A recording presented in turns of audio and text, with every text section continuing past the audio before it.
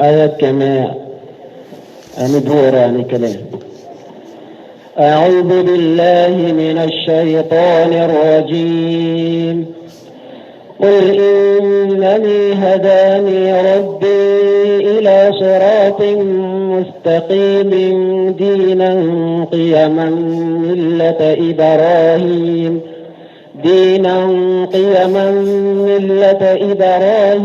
حنيفا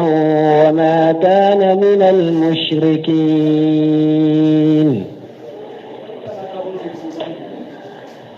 بسم الله الرحمن الرحيم، والصلاة والسلام على نبينا محمد وعلى آله وأصحابه وسلم تسليما كثيرا.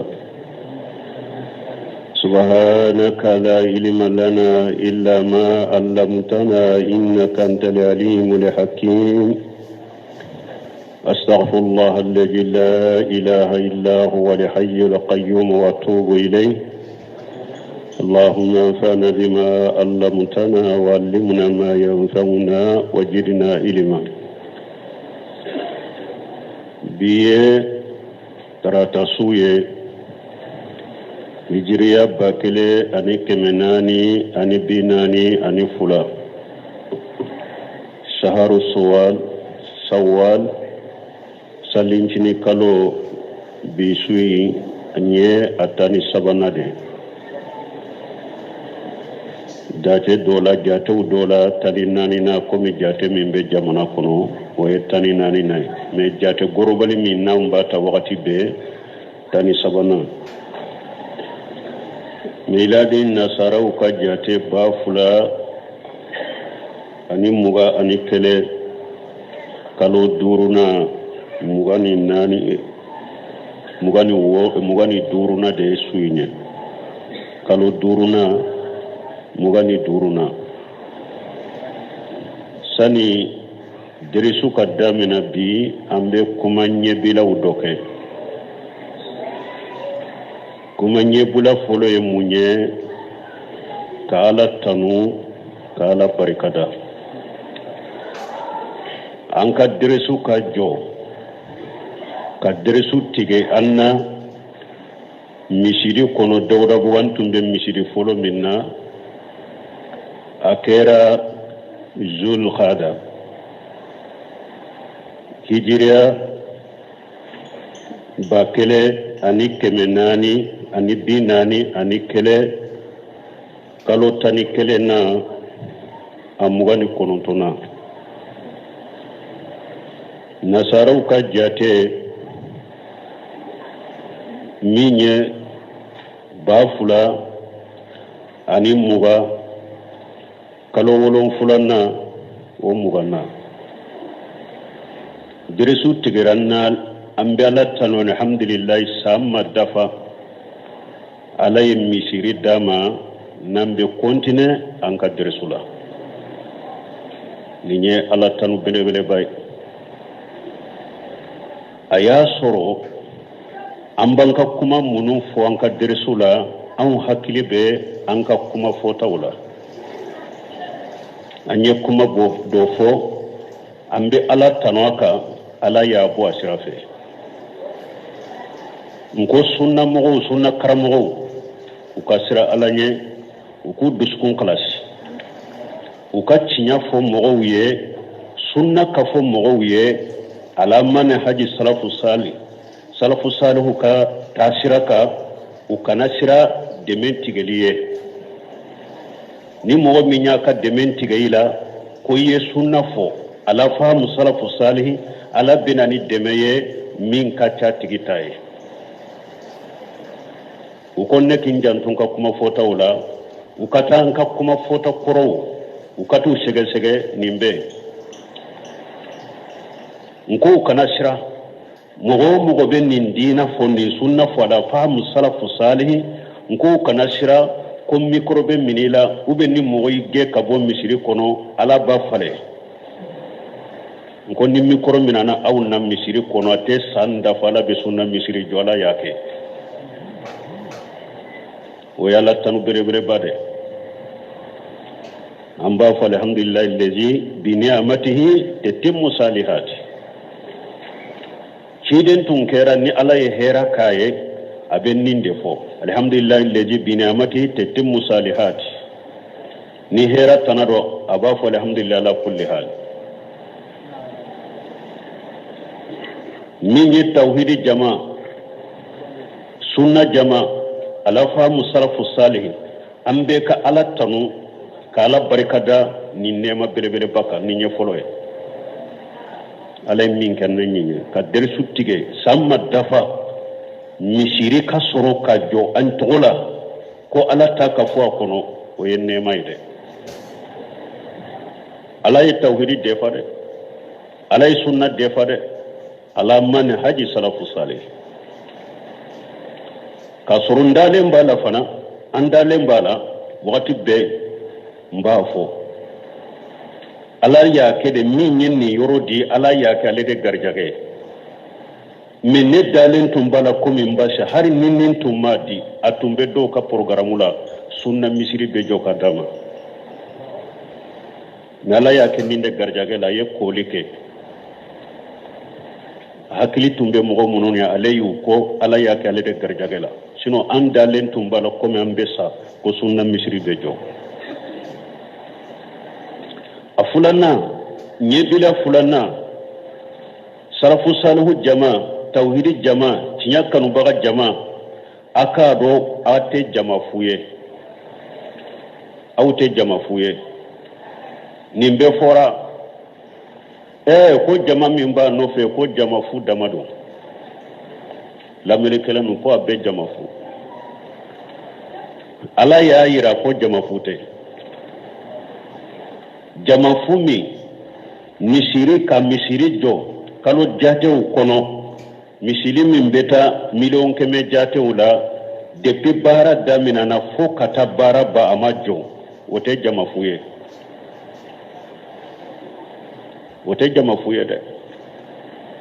nin ko imbe ke wakati min fana ayasoro jinya be kiriji de la korona ye jamana umina jamana ni jamana uche tigelendo jamana yere konona jamana korona jamana udobe jamana konona tigelembe awula bebe sode kono kadata ga udala ko inkera ode kono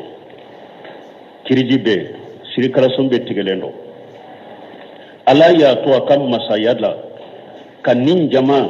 ube tauhid millame ube sunna millame ala man hadi salafu salih ka kariya ke kuto ukalelo datugulendo udala ka karu ka wori ko fo misiri ka do tawiri ka fo akono akera fana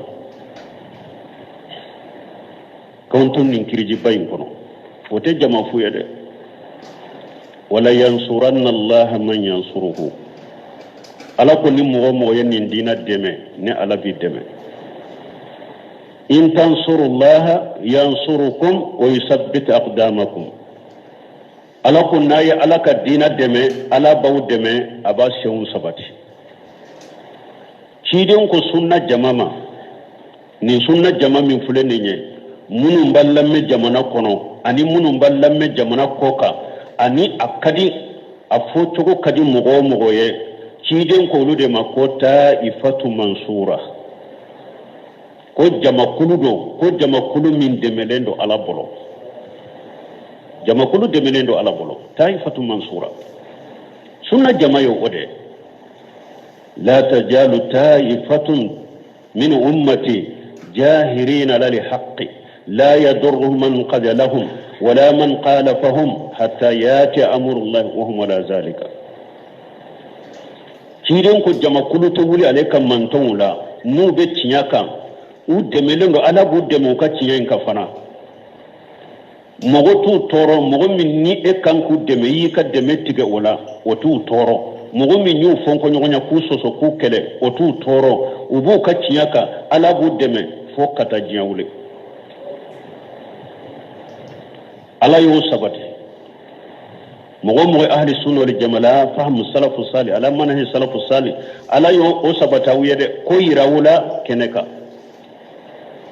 jamana konona ali jamana koka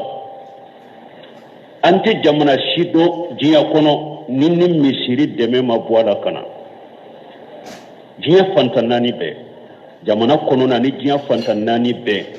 wori borae kan ni misiri jo alay awa alay deme min kanye fana amma borota kado mosi kam misiri kono kambe deme ni misiri amma boro kala kama boro makala kado mosi kam misiri la amma borota kata do mogo shika ika bitigi kono hari mogo do yu to kofe ko anyame ko misiri abe debe nyiri na misiri la awu mba fe ka debe nyini ke awuye nkwambe mi fo awuye ni misiri ala bajo akana do mogo ka bitigi kono ko abe debe nyina fe akana do mogo ka misiri kono ko abe debe nyina fe ala be ni misiri jo yeta damina mo ke folo alhamdulillah nunu ya Allah tanu bade jamai aka kuraji soro ninye ala yere kata manse ira la kabe min kala tade do ciden tade do wariya to ala ya udeme kaira ko jama fute awye jama fute tauhid jamate jama fuye sunna jamate jama fuye salafu salihah jamate jama fuye kairanna fana jama uyu ayami hadama dumbe jama galon jama min yini ku faranyo ka ku be fanga soro nayi ala ya iranna ko fanga ya lede tayi hari jama kulu fitini nabe cinya de ka ne ala bawde me ala yo irawuna ni misiri fule tomma dila kesu madila bilan kam make mo kelen kelen nim bilali kay kasaro make nin kola depuis bara damina na dom mi fokta ba majo ala ya kaba ko iranna de ala ya kashe ba ya iranna ala ya tauhidi defa ala ya qur'ana defa ala ya sunna defa ala ya salafu salihu katabulu defa ambe ala tanu ni ala ma tauhidi la maloya Allahu akbar alla nyini na tauhidi kam maloya jamana in kono yade alla nyini na sunna kam maloya de alla nyini na ambe manhaji salafu salihu min fode kam malo ala ko ma so ate maloya wa ya aballah illa yutimma nurahu ana bebba fo ka kan nuru de dafa ala ma sonin tawhidi kam maloya jamana kono wayta ala tanu bele bele bade ambu fo e paka kuraji soro ay kuraji soro awa kera sababu fana mugo chaman dalen tumbe dina lade men nin ko in kera sababu ko da dina kaka do fara dina kanu ku duskun kono ado ire ya ngole ne dalen tumbe ala kola de men nin mishirin ka ko yinda ala kola ka do faraka aye do fara chaman kallimani yaka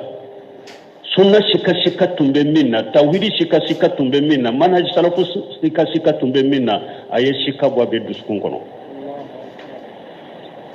kayira le de tinyaye ni nye bilasrari fulanay bilasrari sabanna ni ala sunna tauhidi jama sunna jama salafu saliya jama anka hakili sigini ala sunna kanin to la kankene yalen to anya fo chogomi fo ko na ye sariya soso aye salafu ya soso aye sunna soso doni ke baw ka kitabu doni ke ma nyuma ka kitabu nyuma segelen ko fam bolo anye koko cinya do amba fanda chamancela jamana inkono ya jamana be kata fankele no te cinyaka hadisa sahalun na qur'ana la sarfu salu ka kumala jamana be kata fankele nan kelimbe fankele ambe ala tafu jamana inkono ya insha Allah Abdullah ibn Mas'ud ko الجماعة ما وافق الحق ولو كنت وحدك أكو جماعة يدي مين بناتشياما هاري نيكلين دي باكا ودي توكو جماعة جماعة جماعة فو غالون كاو أكو جماعة يدي تشيا ني مين بناتشياما هاري نيكلين باكا jamana kono hari ni kelen baka mishiri kono hari ni kelen baka dugu kono hari ni kelen de baka kabila kono jama ye chinyade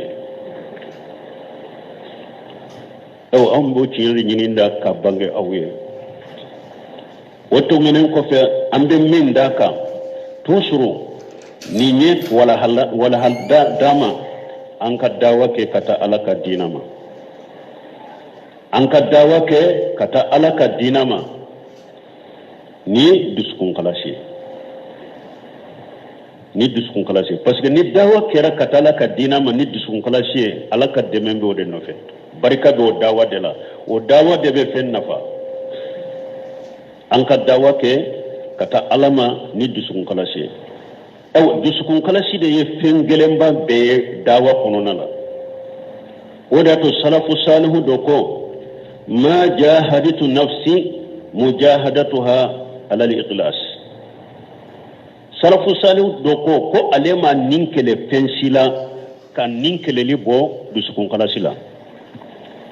ko aleya ninkele limminke dusukun kalasi la pura dusukun kalasi alay ko ama ninkele bara nyuma sila alay ko bo duskun kalasi kata alama dawala abe fen damadon abe ulunyini fulo munye duskun kalasi puri ka duskun kalasi soro ka dawala iki re koloji hada madon kana sira hada madon ne kala seli kununa la ika dawa kununa la kana dawa inke ni titri nyiniye ani joyoro nyini kani ka dawa kene oye kani ka dawa ke nka ke wajulu kala ye doro mikro ka soro inda lambe yoro mogo kindo kani ka dawa ko kama dawa kana ke o kama dawa kana ke ni jiyan la nyinu ye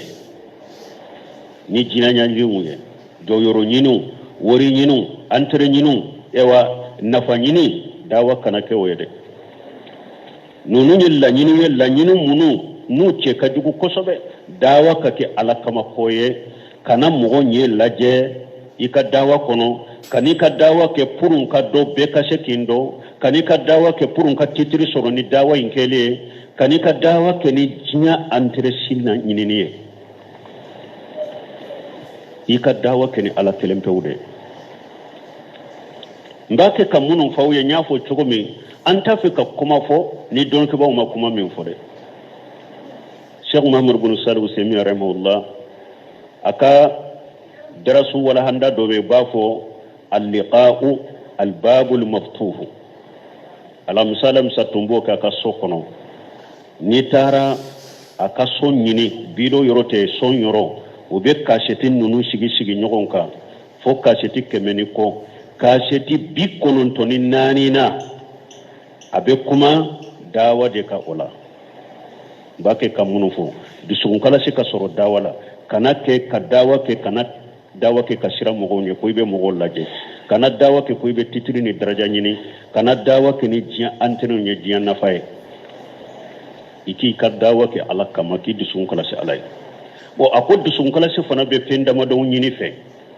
fen folo ika dawa ke kafo mbake ka imtisali li amrillahi mbake ka alaka nyamari kande ke be ala bato da de nyamari yanko ka dawa ke alaka nyamaru kam bato de kama kombe bato de la dawa nyamari kande dawa ke ni oye kombe alaka nyamaru kando de la mbake ka alaka nyamaru kando re bato ni dawa ke ni la nyini ye akoy jole yo yisigile nyo itamato ikumato ala babe sabiye braje akake bato de kama kele ako dusukun kalasi la nyini do de fana dawa kake li iqamati dinillah ika dawa kun kake de ne ka dawa kunyere nka alaka dina de jo alaka dina be jo dugu kolo ka chogomi ika dawa la nyini kake oye kana dawa ke koibe wolili ke katiyerema ika dawa la nyini kake dina jolide ako ni nyufula nay ako sabana ika dawa kake koibe mogo de dila illa nyini kake ka dawa la kombe mogo de dila ako mogo fana dilali akagele ni ko inka dawa la nyini nka mogo de dila abe hatagi ka sabali ka dawa kono ako pasike hada madon ko sabade be hada madon fana nofe an-nafs ash-shaytan al-biya ako hada maden ni nindingo abe hada madonna ako ani shetani fana be hada madenw nofe ako ani fana balo yoro biya hada maden kan yana ma yoro fana be noto hada madena awa kun nin ko sabade be hada madenw nofe donc nin ko sababe mo min nofe o tigla mo e wa dilali amano gode parce que nin dingo be hada maden nyamarani ko juguni nin dingo de shetani fana be hada maden nyamarani ko jugude hada maden fana nyana ma ya yoro na ma nye biya menye abe hada maden jogude ci abo derila ka ko ciden ko kullu maulud yuladu ala fitra akoy ma ye ciden ko denwo debe abe wolo dina de ke abawahu yuwahidani aw yunashirani aw yumajjisani ako bangi baka fula de bake yahudiya ube bake nasara ube bake majusiya ciden ko denwo de na be wolo abe wolo dina de ba duskun kono me mumba yelema nyana ma ya yoro bangi baka fula no kanyana ma ya chogo nyuma manyi ute dina nyuma kan no ye yahudiya ulu de be denke yahudiya no ye nasaru be denke nasaru be majusiya donc biya nin ko sababi hada madun nofe akoy kadda wala sabana ikalla nyini ka ke hada madun dilali ko ibe hada madun de dila dawa ko yi ka hada madun dila bo ko duskun kalasi nin ko sabade la nyini nen do duskun kalasi la iki kadda wa ke ko ibe bato dila ajate mina ibe ala bato dila ibake kala kan nyamaru kande ke ikadda wala fulanna ikadda wa kun ka kembe dina de jo sabana ikadawa kunka kembe mo de dila akod iglasu benin sabade ni dawala wo kofi alette mena kata hikima yorola hikima ye munye ka kodo ado nyorola aleka kuma banaya nya leta surunya ya bo hada maden fana minye yere jira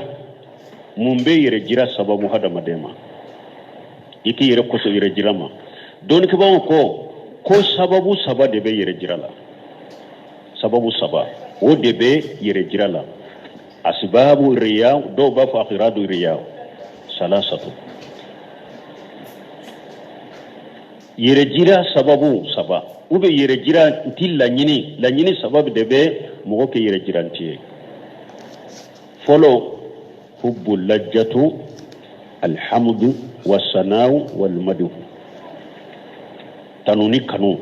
barika dali kanu kintanu timmajamu o kanu dusukun kono o de be ke sababu ka hada madembira yere jiyala tanuni kanu mbora yoro yoron kattanu ngomana yoro yoron kattanu mogo be tanuni de kanu de yere jira sababu folo ye tanuni kanu de ikana tanuni kanu ni nye folo ye afulana alifiraru mina jammi sababu fulana min be mogo bila yere jirala ni mogo min be boli hada madenw kan la gosilinya nkana nin fo nu be la gosi nkana nin ke nu be la gosi ni koni bi boli hada madenw kan la gosilinya doro bi yere jira ni ko be boli hada madenw ko kan la gosili de nya doro ibi yere jira sababu fulana fuleninde yere jirantil la nyini fulana la nyini min be hada maden bira yere jirala fulana de fulani nye ki boli hada maden kan la golisinya sabana yere jira sababu sabana atamahu fima fi aidin nas ki tamake da hada maden ka bolola fenka ki natada hada maden ka bolola fenka sababu yere jira sababu sabana fulani ki natada hada maden ka bolola fenka abe yere jira de nati donc yere jira fana sababu ye ni sabade mo ki yere korosi nonoma ambe ala deli parce que ya soro lamali kela udo uyenni mfanye depuis gale drama misiri ala yandeme ibe bila siralim min kella lamali kela uye ani kalande uye donc o bila sirari ye ni nyebi to suran kan kadawa ke ni ikhlasu ye an kadawa an ka ke ala kama an ka dawa keni ambe dina de jo an kan ka dawa keni ambe hadama de dila an ka dawa konona an kana nyire an ka nyire korosi yere jirama sababu sabade be to ibi yere jira sababu folo katanu ni kanu sababu fulana kai bole hadama de kan la bolsinye sababu sabana ki natada hadama de kan bolla fenka nini sababu ramu wala dro ala bi tanga kabo yere jirama ala ko o kanye anka dawa kono nana ambe ala deli masami nyake bi ni anyanka deresu damina ya masjidu rajaku kono ambe ala deli ala ka sini kenya dama kono kadusugun kalasi dama kono ka ke tauhidi fale yoroye ka ke sunna fale yoroye ka ke qur'ana defa yoroye ala fahamu salafu salih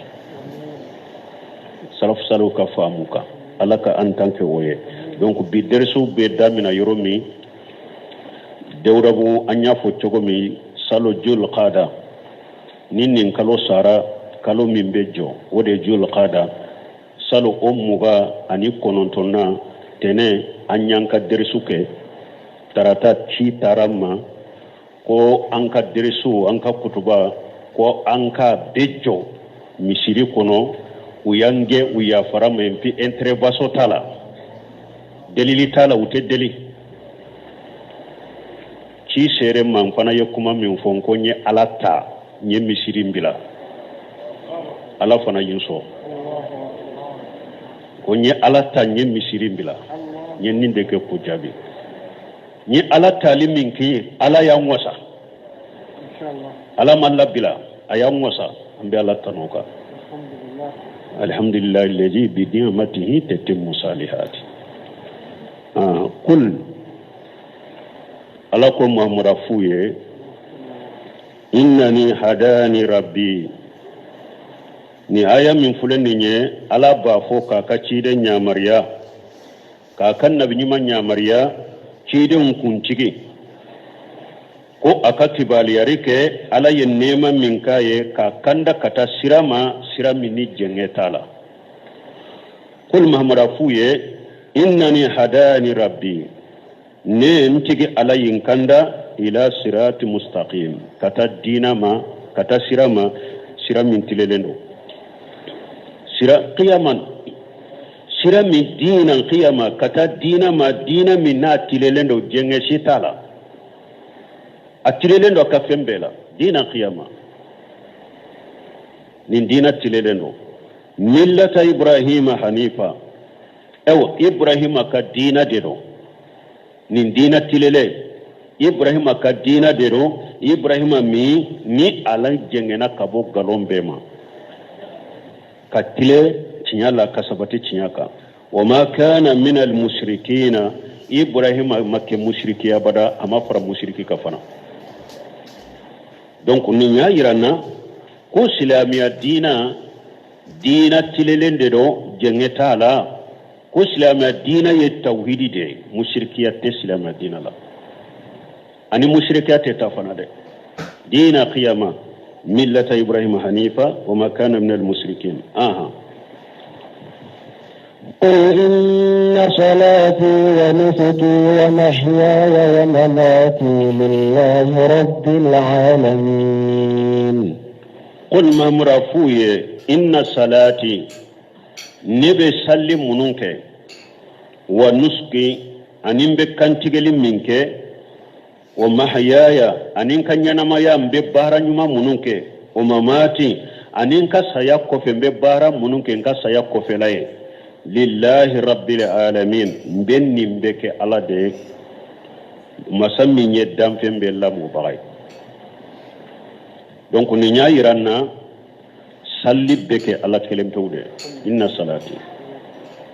ni mogo sallira malikiyaye isallira nabi nyuma doye isallira iri doye